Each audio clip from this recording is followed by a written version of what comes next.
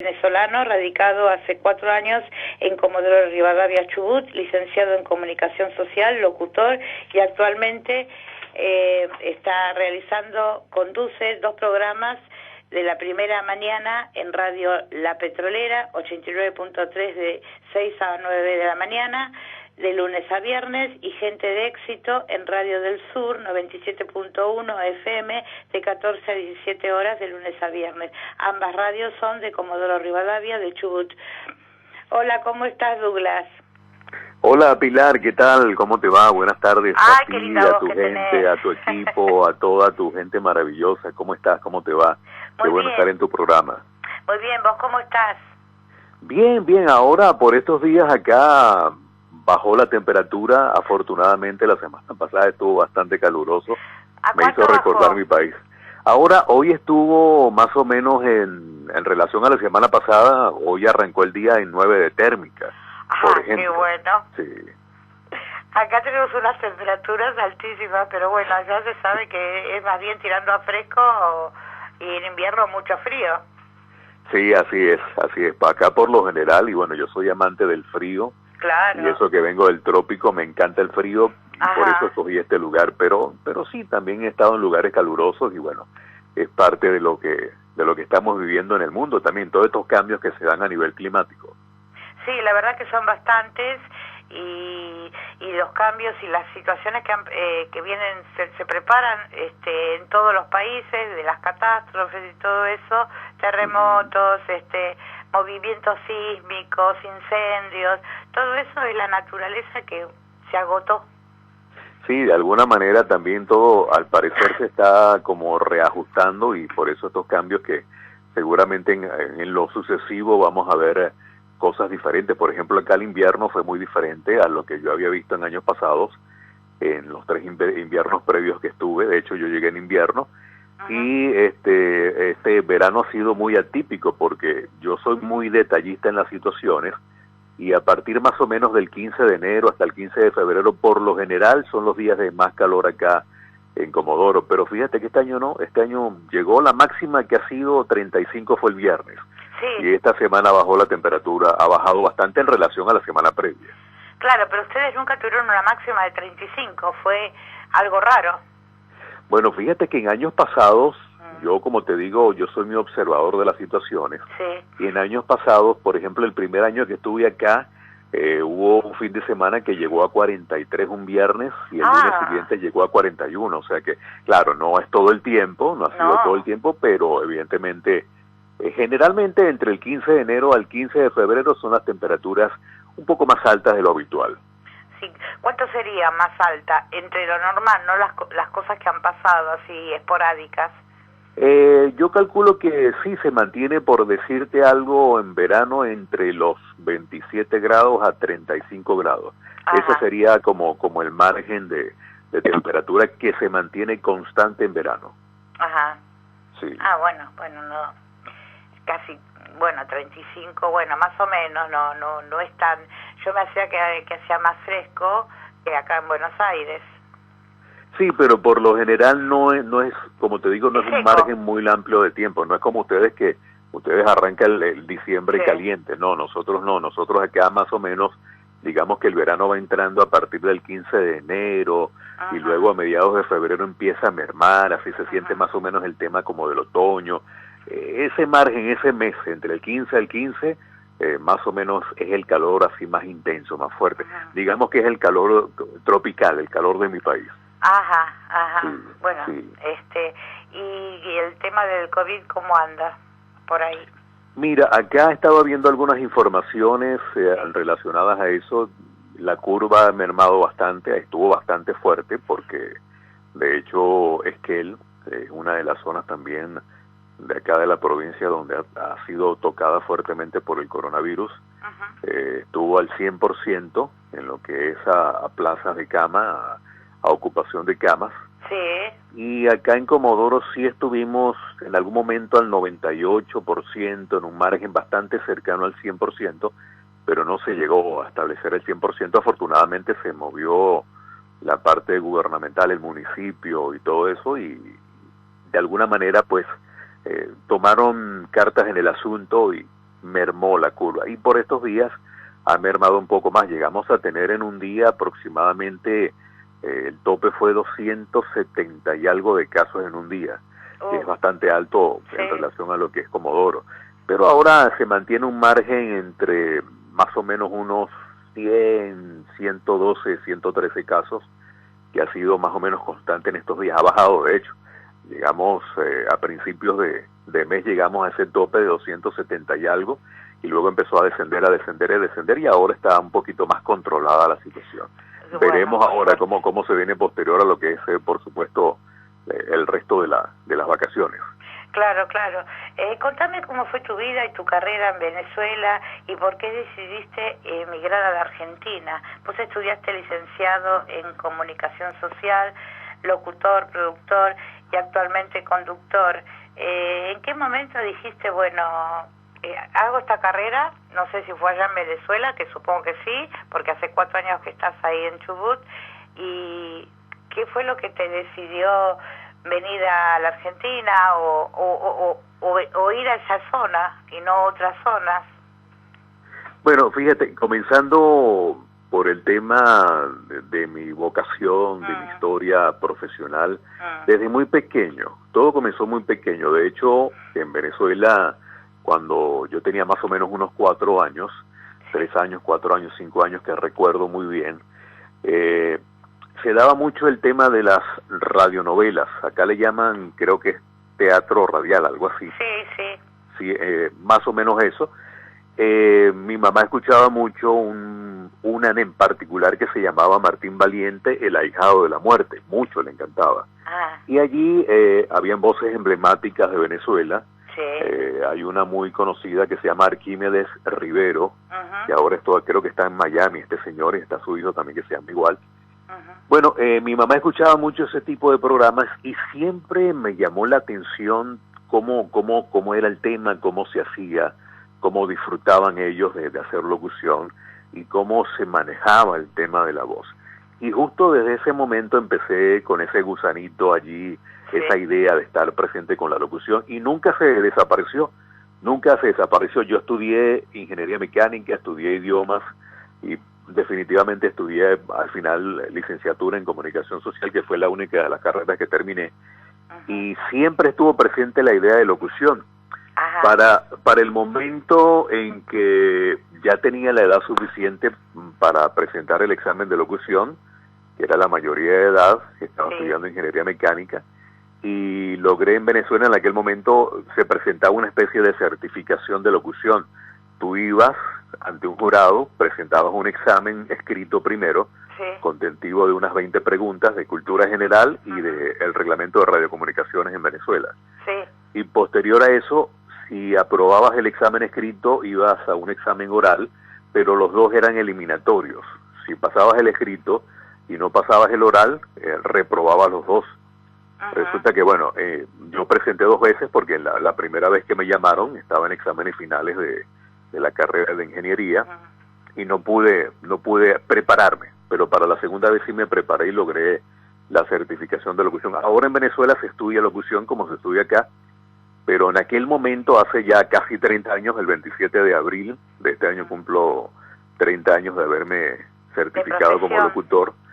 Sí, era así, te presentaban 3 jurados y los jurados te hacían esas pruebas, te presentaban una publicidad.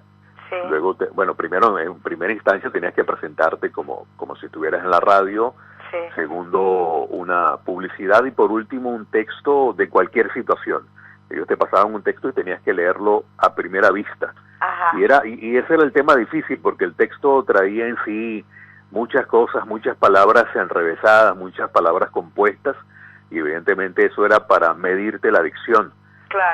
Y obviamente, pues, yo tuve la fortuna de que cuando entro al examen oral, después de haber aprobado el escrito, una de las jurados me reconoció, me dice, pero tú viniste la primera vez, ¿qué pasó? Entonces le expliqué, yo estaba en exámenes finales de la carrera de ingeniería mecánica y no pude prepararme a tiempo. Me llamaron un jueves para presentar el sábado de esa misma semana y nunca me iba a preparar a tiempo. Y eso como que me calmó un poco, me relajó y logré pasar el examen también oral en aquel entonces, te estoy hablando del año 1991. Ajá, sí. Y bueno, logré hacerlo y allí comenzó mi carrera. Comenzó mi carrera de una forma muy especial en una cadena radial venezolana que era muy conocida, que era Mundial, la cadena Mundial, que era una serie de radios bastante amplia. Y poco a poco fui como enlazando con la FM, que siempre fue mi norte, irme hacia lo que es la frecuencia modulada. Ajá. Y afortunadamente tuve, digamos que el camino abierto cuando me fui presentando en la radio, fui dándome a conocer, fui tomando experiencia, que era lo más importante, y poco a poco uno se va abriendo camino. Y ahora, bueno, después de tanto tiempo, digamos que es mi filosofía de vida, que es esa forma amorosa de tener algo donde tú lo vives, lo disfrutas, y además de eso te da un rédito bien importante. Claro. Y eso es bonito en esta vida, eso es muy hermoso. Ajá. ¿Es imprescindible para vos tener una buena voz solamente, o qué otras características se deben tener y qué satisfacción te dio? Porque la voz está, sabemos, pero ¿qué otras cosas tuviste que practicar para poder trabajar en radio, o no sé si trabajaste en medios televisivos? En televisión he hecho muy poco. En televisión lo que he hecho más que todo son voces para, digamos que para hacer un voice-over o cuestiones de este tipo, una especie de doblaje muy rápido. Ajá. Lo que he hecho más que todo ha sido en radio. Ajá. Y el tema, para mí, la locución tiene que ser ahora, hoy por hoy, versatilidad, Ajá. conocimiento. El locutor tiene que leer mucho. Eso siempre se ha mantenido y se debe mantener. Hay que tener, por supuesto, técnicas que pasan por la respiración. A saber, por supuesto, yo di clases en la universidad en Venezuela. Yo soy especialista también en oratoria y en locución y en voz. Y evidentemente sé lo que es el tema de la composición de los elementos de la voz. Y eso hay que ponerlo en práctica. Hay que ponerlo en práctica para que tengas una buena dicción, para que tengas un buen timbre, para que el tono se maneje bien, para que la velocidad, que es otro de los elementos de la voz, se dé. Y ahora, hoy por hoy, digamos que no se necesita tener esa voz... impostada, digamos que, ¿no? Hay gente que le imposta.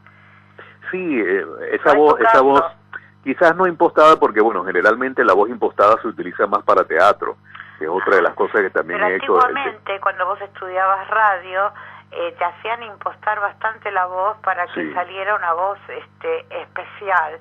Ahora la voz no se imposta más, es natural. No. Lo importante, lo que más prevalece es la dicción. Sí, de hecho, en mi país, cuando comenzó el tema de la certificación de locutores, en los años 50, si mal no recuerdo, el primer requisito era tener una voz con un timbre grave. Exactamente. Era eso. Si no tenías una voz con un timbre grave, no te daban ni siquiera la oportunidad de presentar. Después eso fue pasando y se pidió más bien versatilidad. Se pidió, digamos que un carisma especial que tenga el locutor. Si tienes buena voz, evidentemente eso suma, porque eso siempre va a sumar, porque según la ciencia las voces graves son, de alguna manera, aunque no sea así en la práctica, pero de alguna manera una voz grave siempre va a ser más reconocida y siempre va a ser más creíble. Por eso es que llama mucho la atención. Claro, claro. Y vos que allá en Venezuela, hace 4 años, vamos a retroceder para atrás, dejaste tu familia, amigos, te apoyaron. ¿Por qué decidiste venir para la Argentina? Bueno, yo en principio tenía una propuesta para Chile. De hecho, había hecho los contactos desde el año 2014 para un circuito radial en Chile, pero también tengo, de hecho, acá en Comodoro, tengo uno de mis grandes amigos, que es locutor, y habíamos mantenido constantemente conversaciones a través de las redes sociales, a través de Facebook, a través de WhatsApp. Y poco a poco como que fue él incitándome al hecho de vente para acá vas a tener una carrera, acá vas a tener la oportunidad, acá se va a poder. Y en medio de toda la situación que pasó en mi país y sigue pasando, ahora más fuerte inclusive, mucho más fuerte, yo me quedo sin trabajo justo en el año 2017. Me quedo sin trabajo fue por decisión personal, por situaciones económicas, no tanto por la situación económica, más por la situación moral, porque a nosotros nos pedían en la radio, y creo que todavía lo siguen haciendo, el hecho de que tú tenías que decir que todo estaba bonito, que todo era muy llamativo, y resulta que cuando salías a la calle era todo lo contrario. Entonces eso a mí me chocaba, el hecho de que yo utilizara la mentira para decir una situación que no era cierta, y decido renunciar y hablo con la persona que ya había hecho el contacto acá en Comodoro, el dueño de una radio. De hecho estábamos transmitiendo mi programa, ya se transmitía acá, se retransmitía vía internet. Y le digo, mira, pasó esta situación, dejé el trabajo por esto y por esto, y bueno, estoy sin trabajo. Entonces me ofreció, me dijo, bueno, vente para la Argentina, yo te voy a dar la dirección de programación de la radio, bueno, y te ubico acá bien, y me vine, decidí, bueno, le dije, dame 2 meses para yo poder hacer el papeleo. Yo tengo 2 hijos menores de edad. Hice el papeleo, le dejé todo listo a la mamá, y bueno, y definitivamente... ¿Y viniste solito para acá? Me vine solo, estoy solo, desde hace 4 años, como decimos en Venezuela, estoy con Dios y la Virgen. ¿Con mamá y papá ya no estaban? No, papá ya este año cumple 5 años de fallecido, mamá sí está en Venezuela todavía. Tu mamá todavía está. Sí, qué bueno. ¿Y la comunicación con ella es asidua? ¿No pensás volver? No. Todo el tiempo. Bueno, uno siempre piensa en volver porque es como... Es tu patria. Sí, y es el hecho de que, bueno, tú jamás en la vida piensas irte de tu país. Eso es...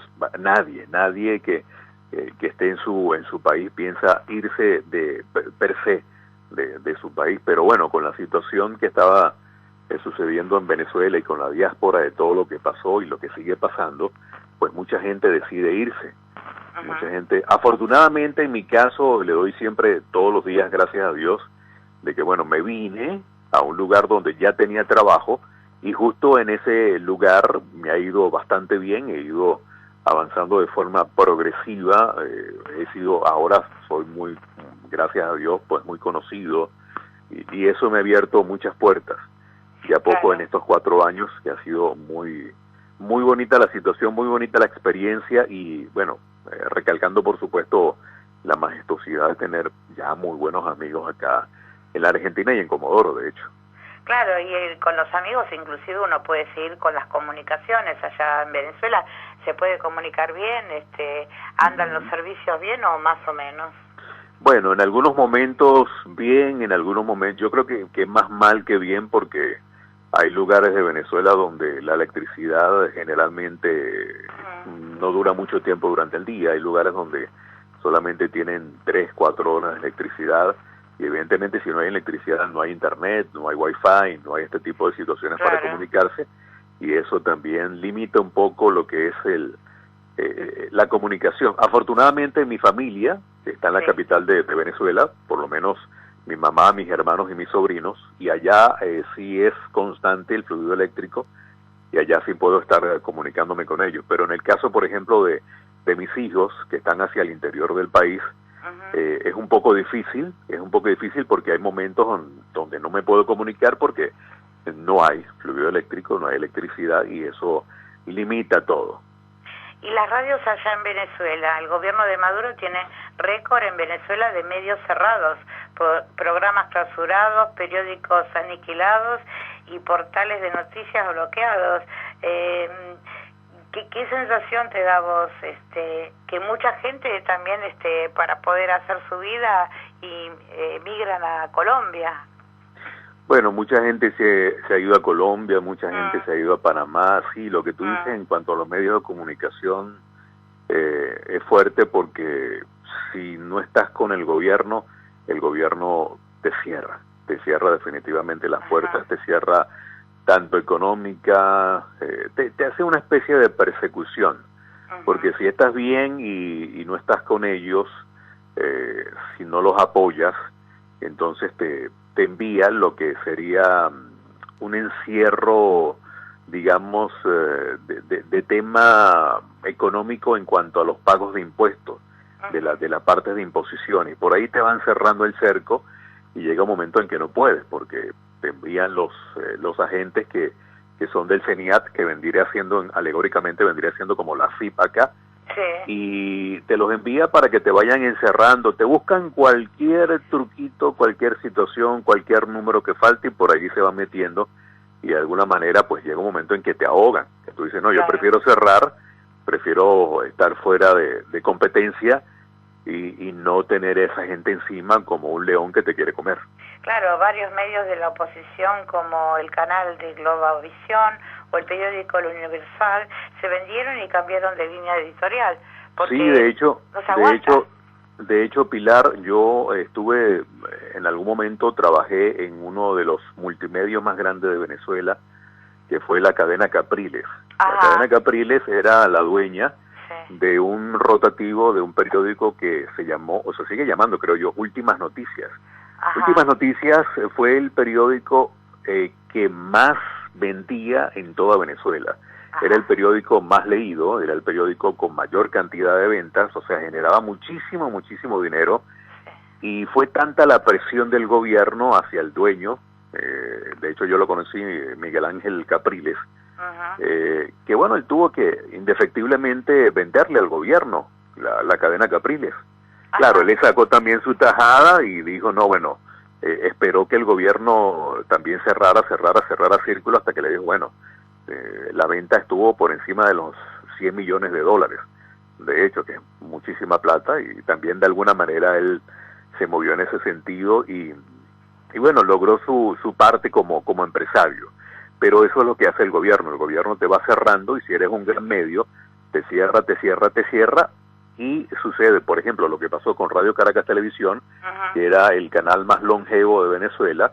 Tanto fue los golpes que le dieron que no le aprobaron de vuelta la concesión cuando se le venció, y resulta que tuvo que cerrar el canal para siempre, porque bueno, lleva bastante tiempo ya cerrado, y con toda la situación que está pasando ahora no creo que vuelva Radio Caracas Televisión a lo que era antes. Claro, salvo que vuelva con otra editorial, con la editorial gubernamental, digamos, ¿no?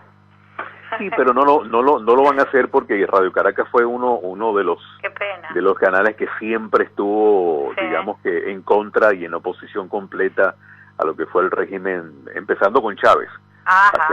Empezando con Chávez hacia el año 2000, y luego, bueno, después Chávez fue el mismo que no aprobó que siguiera la concesión, y evidentemente tuvo que cerrar sus puertas. Y el tema del COVID no se habla mucho, hay muy poca gente que está infectada, eso puede ser verdad, no creo. Sí, lo que pasa en Venezuela pasa un caso particular con el COVID. ¿Qué sucede? Las personas que dicen que tienen síntomas de COVID, el gobierno los estaba tomando, eso no sucede ahora precisamente por lo que te voy a contar, los tomaba y los llevaba a un hotel, y prácticamente los olvidaba en el hotel. Eso es lo que estaba haciendo el régimen de Maduro. Entonces, evidentemente, una persona que está con su familia, que se siente mal, que tiene los síntomas, prefiere quedarse aislado en su casa, encerrado en su cuarto, que decirle al gobierno, mira, tengo síntomas de COVID, y que te desaparezcan, porque eso es lo que estaban haciendo, hasta que se te pasaban los síntomas. Entonces la gente empezó a decir que no, que era una gripecita, o decía, mira, llamaba a su trabajo y decía, no puedo ir porque me siento mal, no sé, me duele la garganta, me duele la cabeza, y preferían quedarse en su casa antes de que pasaran por ese escollo, antes de que pasaran por ese escollo y los encerraran, prácticamente los encarcelaban. Claro, sí. Exacto. Y después sufrían una especie de prisión que no tiene nada que ver, y un tratamiento relativo, y a lo mejor pasan semanas y semanas sin ver a su familia. Sí, pero el tema también pasa por el hecho de que no había un tratamiento, digamos, coherente. No lo hay aún en Venezuela, y ahora este señor que dice tener la cura mágica con unas 10 gotitas, que eso es mentira. Sí, eso es una mentira, pero a todas luces, porque evidentemente está el tema también de que la Unión Europea está presionando porque no aprobó lo que ha sido las últimas elecciones parlamentarias, y entonces por allí está ya como que mucha presión de todos lados, y evidentemente él hace eso para, digamos, llamar la atención por otro lado, hacer una especie de cortina de humo. Claro, distraer, son las gotitas, sí. Creo que dan orégano y tomillo. Bueno. Una cosa y toda la otra. Sí, pero hablemos ahora de, cambiemos ese tema tan triste y hablemos de cómo estás en en tus programas de radio hermosos, Primera Mañana, la radio petrolera de allá de Comodoro Rivadavia, sí. Y la otra radio también, Gente de Éxito. ¿Cómo estás? ¿Contento? ¿Bien? Estoy bastante feliz. Sí. Con Gente de Éxito me pasó algo muy bonito y muy particular, porque a mí me hacen una entrevista como la que me estás haciendo ahora, sí. Y el dueño de la radio me escuchó y me llamó a hacerme una entrevista también en directo al lunes siguiente. La primera fue un viernes. Ajá. Y luego de que me hizo la entrevista en su programa, me dijo, quédate Douglas, que quiero hablar contigo, y me ofreció trabajo. Buenísimo. Y por allí comencé de vuelta en esa radio. Uh-huh. Y luego me llamaron de la petrolera para hacer un grupo, para estar en un grupo de información en la mañana, de 6 a 9, con dos personas que han sido muy maravillosas, Sonia López y Pablo Molina. Y también agradezco a Leo Rocha, quien siempre estuvo allí pendiente, el director de la radio. Y del otro lado, en Gente de Éxito, bueno, Sergio Cavicchioli, que siempre ha confiado en mí, poco a poco nos hemos hecho buenos amigos. Y bueno, en ambas radios ha sido una gran experiencia, la verdad que sí, porque, por ejemplo, la petrolera tiene una gran sintonía, ambas tienen una gran sintonía, pero una goza de más sintonía que la otra. Y la verdad que me siento súper agradecido y muy complacido por trabajar con gente tan buena nota y tan maravillosa, y con gente con la cual uno siempre aprende algo. Claro, hermoso, hermoso. Sí. Hay la Gente de Éxito en Radio del Sur va de 14 a 17 horas. Sí, de 14 a 17 todas las tardes estamos con Gente de Éxito allí. Y digamos que de alguna manera el formato de Gente de Éxito, para que lo entendamos bien, no es un formato muy habitual en la Argentina. Es un formato más de magazine, donde hay música, donde hay comentarios, donde se habla de cosas, digamos, que otros no hablan, de la cotidianidad.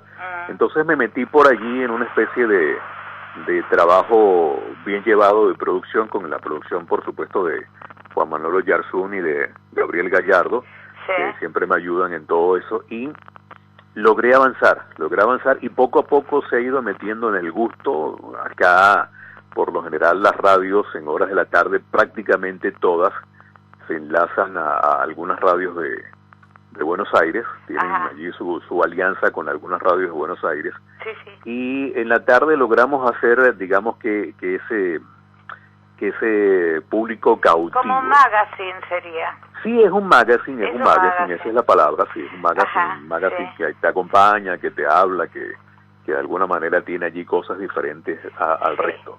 Sí. Bueno, Douglas, te agradezco muchísimo. Cuando vayamos al piso, estás invitado algún día que vengas acá a Buenos Aires.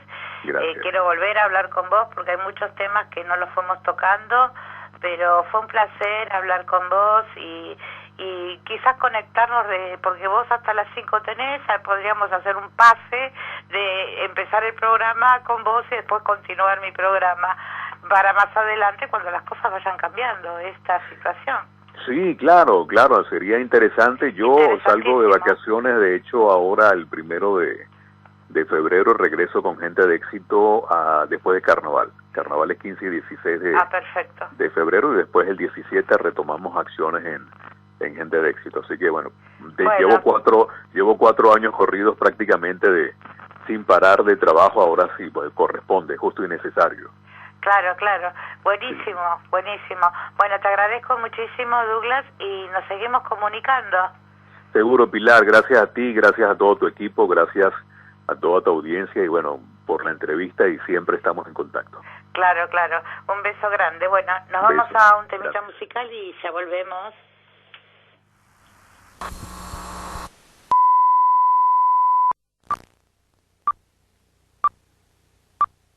Horacio, ahí estamos. Estamos, sí. ¿Que seguís tomando mate? Todavía sí, mientras miro tele. Qué buena vida y qué poca vergüenza. Eso, tal cual.